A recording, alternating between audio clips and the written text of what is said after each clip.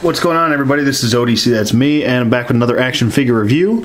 This is my review of the DC Universe Classics Wave 1 Penguin action figure. I'm just doing some figures I haven't done yet, reviews, which are, I have actually a lot that I haven't done yet that I've already owned. A lot of my reviews are usually, if I get a figure right away, I try to do the review right away. So, but we're going with a figure I already own. So, anyways, I don't have the packaging. I actually bought this figure loose, I don't know, about 6 or 7 months ago, something like that. And my phone's ringing. It's really loud. Sorry. And so yeah, I mean, this is I feel my favorite of the two Penguins that are out there. You have the Batman Unlimited Penguin, which is in the more traditional superpowers, super friends, whatever you want to call it, look. A little bit more earlier, or maybe golden age-esque of Penguin with the blue and yellow and white going on. He's got the different face sculpt. This is a little bit more modern look for Penguin. He's got the snarl and the kind of grimacing look to his face, and I think that's really that, and the coloring of his suit, and obviously his in the unlimited version, his umbrella here, I'm sorry, I'm fumbling. His umbrella is actually painted a different color as well. So I mean, really, you're getting the more modern look here with this Penguin, which I like myself. But so with that being said, let me just get his. Now, when I bought this I actually got this guy for $10 shipped from eBay, and there's a couple reasons why. His umbrella was broken, and I was like, it's okay. And the guy actually took $2 off the shipping because the umbrella was broken and was missing his gun piece. And I was like, oh, that's okay. As long as he's got his umbrella, that's all right with me.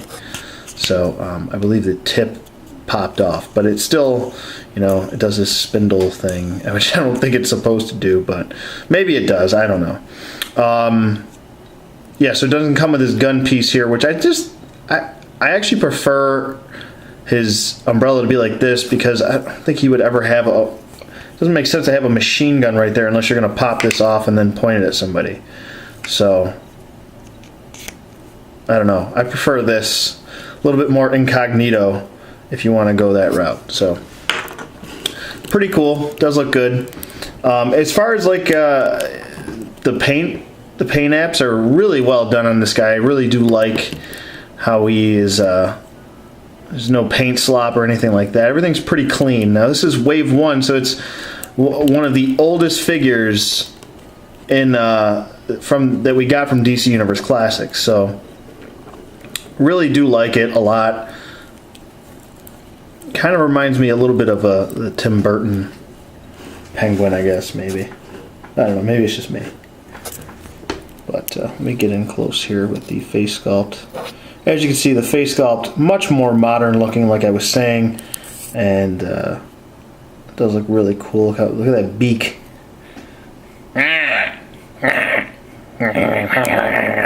Sorry. Oh, that actually hurt my throat to do that. But his arms are a little bit on the long side, but that's okay. It doesn't really bother me that much, to be honest with you. Like I said, the paint apps are really well done. There's no paint slop on him at all. As I'll open up his coat and look at his face here. There's a little bit of mark on his cheek, but this is a previously owned figure, so I can't really hold that against the figure itself. The hat looks good. No problems there. A little bit of shading, blue shading in the hair, which is what the Mattel used to do. The coat is just a plain black, and then we got his stripes here. And actually, his stripes are pretty well done. Now, I've seen some stripes on some characters are way off, but I think this one's pretty good. Maybe a little bit off right there, but, I'm nitpicking now. His shoes look good. They look very nice. And so let's get to his articulation here. His head does move side to side. It does have a little bit more of a tilt effect, which most figures didn't. So he's got a pretty decent range of motion. So if you want to get him into the, oh, my neck hurts. I just snapped my own neck. Sorry. But if you want to get him in those poses, you can. So his head does move side to side, and it does look up a little bit, and it looks down nicely. And like I said, it's got that nice tilt effect on his neck. His arms go up about that far. They go down. They can do a full 360. He's got a bicep swivel, single bend at the elbow, and a wrist rotation. It's there.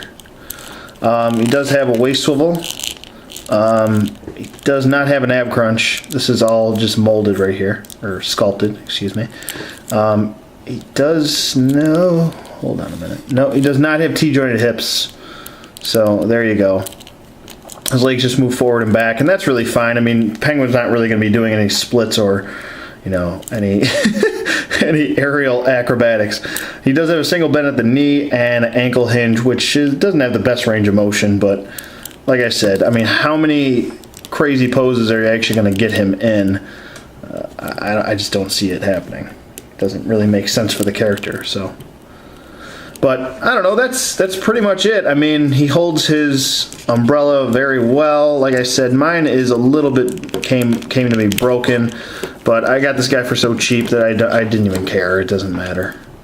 This guy goes for a decent amount. I'd say around the 30 to 40 range. I would guess mid on card as this keeps popping off. Stick it back in. Get it in there. Okay. But as that keeps popping off, I'll just deal with that in a minute.